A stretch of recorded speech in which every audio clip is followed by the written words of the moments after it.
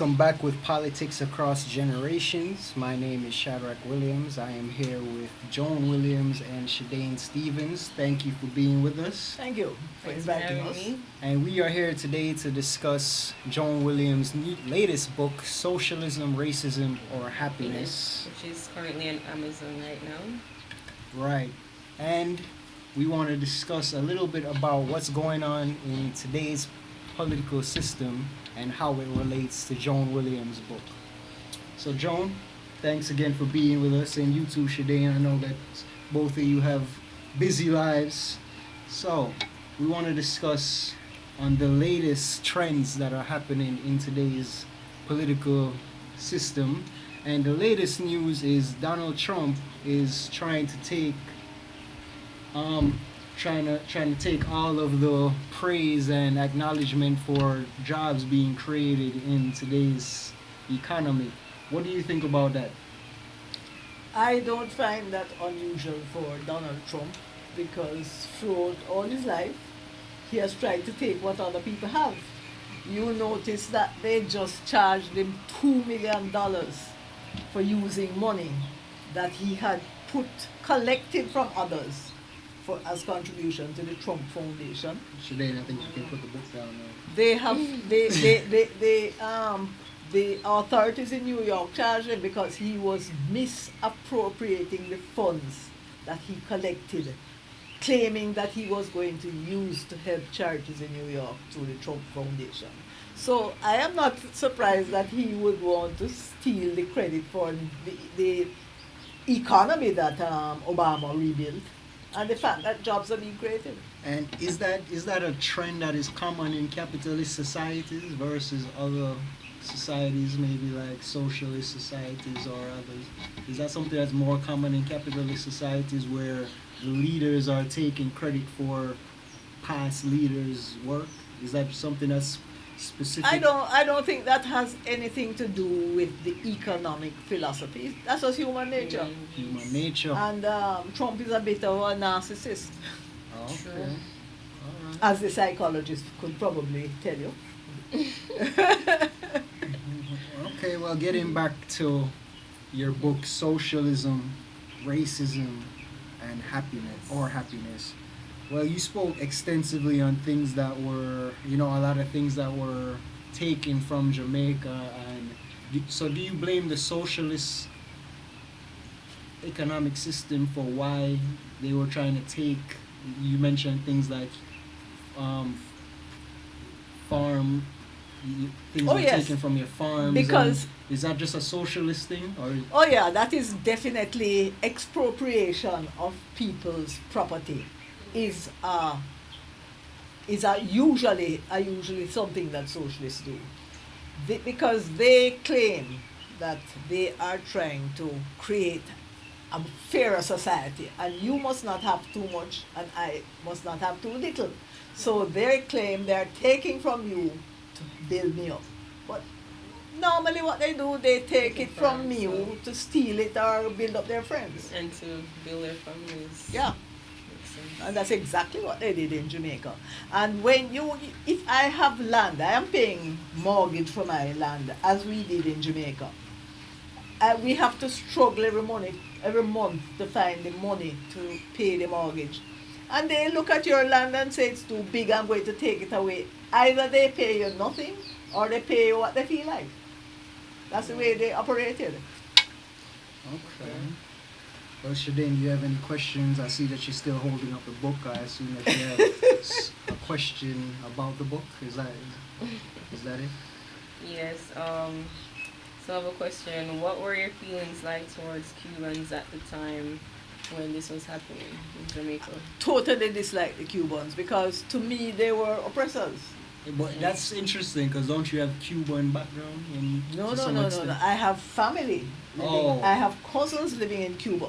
But at the time I did not even know I had relatives living in Cuba. All I know is that they had a dictatorship 90 miles away from me and they wanted to take my country. So there's Okay, no so- relation to Cuba. Huh? So you have no relation to Cuba. I have cousins who were born there. Who were You born still there, keep in Yeah. okay. contact with them? Yeah. I met them in 2014. I heard about them in about 2012. I had visited Cuba 3 times before. I didn't know I had relatives there. I Okay. visited Cuba because it is an extraordinarily beautiful island. It's as beautiful as Jamaica, but about 6 times as large. Okay, but you So, meant what is the relationship between Jamaica and Cuba right now after everything that has Um, happened? After everything that has happened, they are staying far from us. You know, we are only 90 miles apart, but they don't interfere with us. And I guess you have a cool relationship. They are not at war, but they are not friends. Okay. well, It's cordial. you've mentioned how Jamaicans, like you mentioned in great detail about how Jamaicans responded to the Cuban influence into the country of Jamaica and with their political influence as well. And you responded that a lot of Jamaicans, half of Jamaicans, is it fair to say half were for the Yeah, Cubans and half were against it? I would say so. We have two parties in Jamaica, just like how we have two parties in the United States. We have the PNP, which is pro-Cuban, and the JLP, which is a capitalist party. In the United States, it's very interesting. The Republicans used to be capitalists, but they are so, I mean, they are so close to Putin these days. I don't know what they're up to. All I know is they're now a bunch of racists who will do anything to win an election. Okay. Wow. Well, So, do you believe that Manly's actions in the 70s are the reasons for the problems we're having today in America? Oh no, Jamaica's activities wouldn't affect what happens in America. What happens in America affects Jamaica because we're a tiny little island with a tiny little economy, and if America sneezes, we catch pneumonia. It's true. But nothing, we can't affect them. Okay. well, Jamaicans. Well, excuse me, we affect them in that a lot of Jamaicans migrated during the period when Cuba was trying to take over our country. Oh, So okay. this is why you have this surplus of Jamaicans in Florida, because Florida is Close. has compatible weather and it's close. Mhm. But apart from that, no, it hasn't affected America.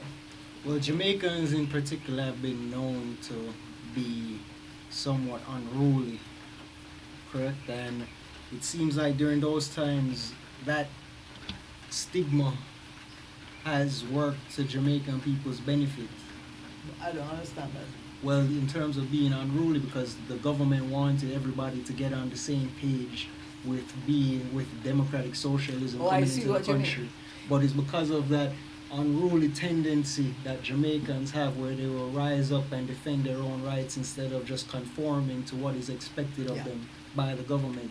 Do you agree? I And totally why? agree. We are not a submissive society. And it is said that when they were bringing the slaves from Africa, the most unruly and rebellious slaves were dropped in Jamaica because they didn't want riots on their ships.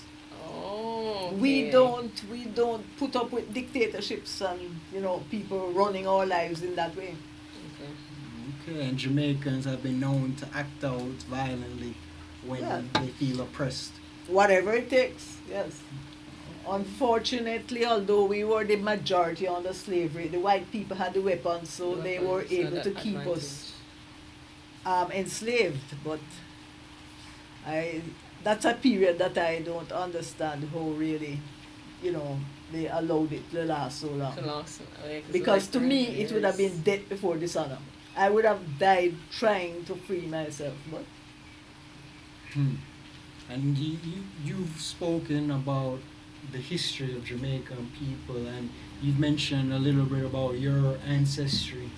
And do you think that your ancestry has anything to play into the role of Jamaican people being unruly?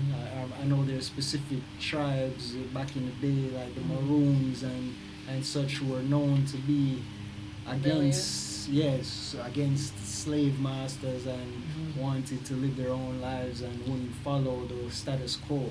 well, the Maroons are not a particular tribe. They were the original slaves that the Spaniards took to Jamaica. Spaniards. Yes, okay. Jamaica was first conquered by the Spaniards. Columbus, remember, came on, although he was Portuguese, he came to Jamaica under the Spanish flag. Okay. So the Spaniards controlled Jamaica from 1494 to 1655. When the British beat the Spaniards, a number of the slaves that worked with the Spaniards says, I'm not going under the British. And they were the ones who went to the mountains and fought against the British. They were never conquered. That is why they have their own homelands in different parts of Jamaica. Those are the Maroons. Maroons, okay. Yeah. Yeah, I used to think it was like a certain family line. No, it's not a particular tribe. In fact, I've met Maroons with white with blue eyes up in the parish of St. Mary. Others are black. Some are African, but they were all slaves of the Spaniards who refused to go over to the British. Because when I was like growing up in Jamaica, my grandmother would say she's a Maroon, and that's the reason why her hair is a certain way. So I was like, oh, okay. I don't know that most of them are Africans, but I don't know that they all belong to one tribe. Okay. Interesting. Well, that is a great place to end it right now, and we will be back right after this.